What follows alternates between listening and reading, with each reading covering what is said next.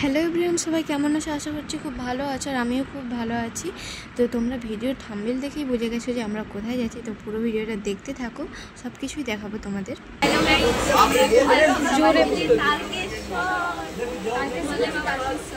আমরা পাঁশকুড়া থেকে ট্রেনে উঠেছি, এখন এখান থেকেই যাব শেওড়াফুলি।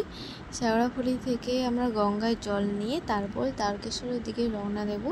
আর এটা হলো কোলাঘাট ব্রিজ। এখানে দেখো বাচ্চাগুলো কি সুন্দর খেলা করছে, আর ট্রেনটা একটা কোন স্টেশনে দাঁড়িয়েছে ঠিক মনে নেই। তো আমি দেখলাম আর আমার খুব ভালোও লাগলো এদেরকে দেখে, তাই একটু ভিডিও করে নিলাম। আর দেখো ওদের মধ্যে খেলা করতে করতে কীরকম ঝগড়াও লেগে যাচ্ছিলো। দেখো বাইরে সুন্দর সুন্দর দৃশ্য দেখতে দেখতে পৌঁছেই গেলাম আমরা এখন হাওড়া স্টেশনে। আর হাওড়া স্টেশন তো জানো কতটা বড় আর কত ভিড় হয়। তো এখানে আমরা সবাই এক জায়গায় হলাম, তারপরে এখান থেকে যাব শেওড়াফুলি। এদিকে আমরা হাওড়া স্টেশন থেকে শেওড়াফুলি যাওয়ার জন্য ট্রেনে উঠেই পড়েছি। আর এদিকে রয়েছে আমার বোন, আমার বর, আর এদিকে রয়েছি আমি। আর আমরা এখন তারকেশ্বর যেতে পারছি, এটার জন্য খুবই খুশি, কারণ মাঝখানে একবার প্রবলেম হয়ে গেছিলো বলে তাই যেতে পারতাম না। তো প্রবলেমটা কেটে যাওয়ার জন্য আমরা যেতে পারছি, তাই বেশি খুশি। তো ওদিকে একটু বৃষ্টি পড়ছিল, তার জন্য একটু মন খারাপ হয়ে যাচ্ছিলো। তো গঙ্গার ঘাটে যাওয়ার আগে এদিকে রয়েছে অনেক জামা কাপড়ের দোকান, যেখান থেকে তোমরা নতুন নতুন জামা কাপড় সবই পেয়ে যাবে, শাড়ি গামছা থেকে শুরু করে। যদি বাড়ি থেকে কেউ নিয়ে না আসো তো এখান থেকে নিয়ে নিতে পারো। আর এদিকে যাচ্ছি আমরা বাঁক সাজানোর উদ্দেশ্যে, আর আমাদের বাঁক সাজানো বাকি রয়েছে। আর নতুন বাঁক 3টে কিনতে হবে, কারণ আমার বোন আর বাবা প্রথম বছর এসেছে। তো অনেক দোকানে দাম দর করে তারপরে এসেছি এই দোকানটাতে বাঁক কিনতে। এখান থেকে বাঁক কিনবো আর বাঁকগুলো সাজিয়ে নেব। এখানে বাঁকের দাম তো কম পেয়ে যাবে, কিন্তু বাঁক সাজাতেই বেশি খরচা। তোমরা ঠিকঠাক করে দাম দর করে কিনে নিও। তো এখানে দেখো আমাদের বাঁক সাজানো চলছে। তো গাইস, আমরা এখন শেওড়াফুলিতে বসে আছি, আর এখান থেকে গঙ্গা থেকে জল নিয়ে আমরা তারকেশ্বর থেকে যাবো। আর এদিকে দেখো জায়গাটা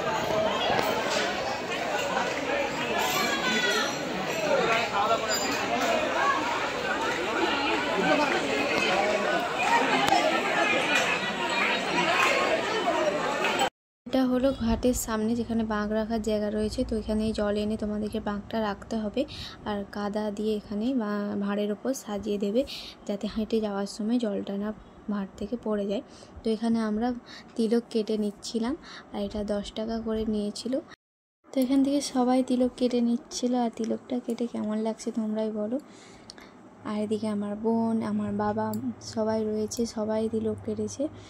এখন আমার বাবাকে পরিয়ে দিচ্ছে, বাবা পরবে না বলেছিল, তো আমরা সবাই জোর করতে পরে নিচ্ছে। আর এদিকে আমার শ্বশুরমশাই, তো দুজন।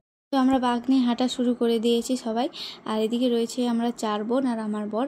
আর সবাই আগে পিছনে হয়ে গেছে, মানে আমরাই পিছনে রয়েছি, সবাই আগে বেরিয়ে গেছে। আর আমরা আস্তে আস্তে করে হেঁটে যাচ্ছি। এখন আমরা 4টের দিকে হাঁটা শুরু করেছি, ঠিক মনে নেই, কিন্তু 4টের দিকেই হবে হাঁটা শুরু করেছি। আর এদিকে 8টার দিকে আমরা ডাকাতকালী মায়ের মন্দিরে এসে গেছি। এখন মায়ের মন্দিরে আরতি হচ্ছে, তো আমরা এখানে আরতি দেখছিলাম। আমরা এখান থেকে কিছু খেয়ে নিলাম। এখানে রয়েছে অনেক খাবার দোকান, যেখান থেকে তোমরা খেয়ে নিতে পারো। তারপরে এসে গেছি আমরা কাশী বিশ্বনাথে। দেখো ওই দেখা যায় বাবার মন্দির, তো ওখানেই যাব এখন লাইন দিয়ে হেঁটে হেঁটে, তো অনেকক্ষণ লাগবে সময়। তো বাবা রয়েছে অনেক ওপরে আর আমরা রয়েছে নিচে, আর লাইন দিয়ে বাবার কাছে পৌঁছতে একটু তো সময় লাগবে। একে একে সবাই জল ঢেলে নামবে, তারপরে তো দেখো মুখ চোখের অবস্থা কেমন হয়ে গেছে, কীরকম এসেছিলাম আর কীরকম হয়ে গেছি। তো এটা এখন সিঁড়ি দিয়ে উঠছে, আর ওই ছোট্ট ঘটে রয়েছে গঙ্গা জল, যেটা কিনা বাবার মাথায় ঢালা হবে। তো সিঁড়ির মধ্যে দেখো, সিঁড়ির মধ্যে কতটা ভিড়, আর তারপর তোমাদেরকে দেখাচ্ছি সিঁড়িতে ওপরে উঠে গিয়ে নিচে কতটা ভিড়। দেখতে থাকো, স্কিপ না করে সব কিছুই দেখতে থাকো, তোমাদের সব কিছুই দেখাবো কোথায় কিভাবে গেলাম। দেখো নিচেও কত ভিড়, ওই দূর থেকে আমরা লাইন দিয়ে এসেছিলাম। আর এবারে চলে এসেছি বাবার কাছাকাছি। এবারে আমার পালা, আমি এবার জল ঢালতে পারবো। তো বোনের হাতে ক্যামেরাটা দিয়ে দিলাম ওর জল ঢালা হয়ে যাওয়ার পরে। তো এখন আমি জল ঢেলে নিচ্ছি। এইটুকু ছোট্ট ভাঁড়ের জলেই এখন বাবার মাথায় জল ঢালছি। আর এইটুকু ছোট্ট ভাঁড়ের জলেই কিন্তু নিচে যে ষাঁড় রয়েছে তাদের মাথায়ও এই জলটা দিয়ে আমরা স্নান করাবো। তারপরে দেখো এখানে আমরা প্রণাম করে নিচ্ছিলাম। আর বাবাকে কত সুন্দর লাগছে অবশ্যই কমেন্ট করো, কিন্তু বলো হর হর মহাদেব। তারপরে দেখো আমরা এখানে একটু রেস্ট নিয়ে নিচ্ছিলাম। তারপরে এখান থেকে যাব বাবা লোকনাথের মন্দির। তো রেস্ট নেওয়া হয়ে গেছে, এখন ভোরবেলা এখন লোকনাথের মন্দিরে এসেছি। এখানেও লাইন দিয়েই জল ঢালতে হবে। দেখো কত বড় লাইন। তো বেলা যত বাড়বে লাইনও তত আরও বড় হবে, ভিড়ও তত বাড়বে, তাই আমরা ভোরবেলায় জল ঢেলে নিচ্ছি। এদিকে আমার জল ঢালা হয়ে গেছে, আমি একটু ভিডিও করে নিচ্ছিলাম আর তোমাদেরকে বাবার দর্শনও করিয়ে দিলাম। দেখে নাও বাবাকে। আমাদের লোকনাথ বাবার মন্দিরে জল ঢালা হয়ে গেছে আর এখন যাচ্ছি তারকেশ্বরের দিকে।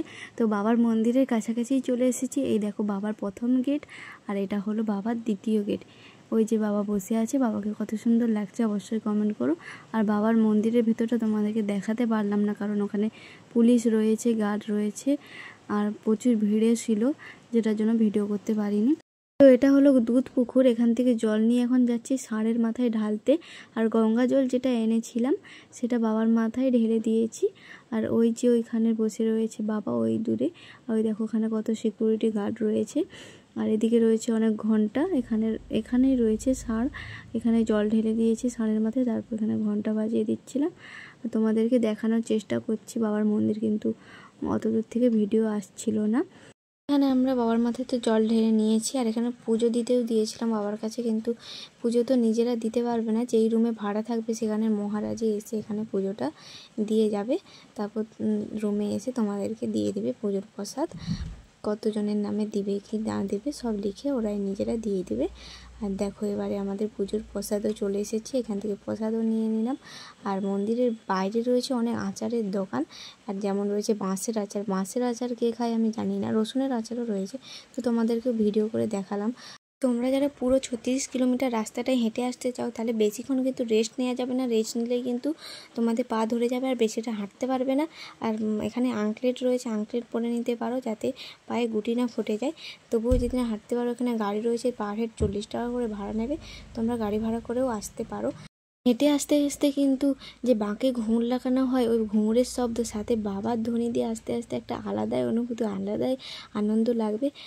কিন্তু গাড়িতে উঠলেই তোমাদের একটা কথা অবশ্যই শুনতে হবে যে গাড়িতে কারা, পাপি যারা। তো এরকম অনেক ধরনেরই শ্লোক রয়েছে যেটা তোমরা আস্তে আস্তে শুনতে পাবে। তো এবারে আমরা যাচ্ছি বাড়ির দিকে, এখান থেকেই আমরা কিছু খেয়ে নিয়েছিলাম। আর এই যে আমাদের মুখ চোখের অবস্থা, এখানে ট্রেনে একটু ঘুমিয়ে নিয়েছিলাম আর ট্রেনে বসে বসে পাটাও ফুলে গেছে। তো ভিডিওটি শেষ পর্যন্ত দেখার জন্য অসংখ্য ধন্যবাদ। ভালো লাগলে like, comment, share and subscribe করতে ভুলো না। দেখা হচ্ছে আরেকটি নতুন ভিডিওতে, তখনের জন্য টাটা, বাই বাই।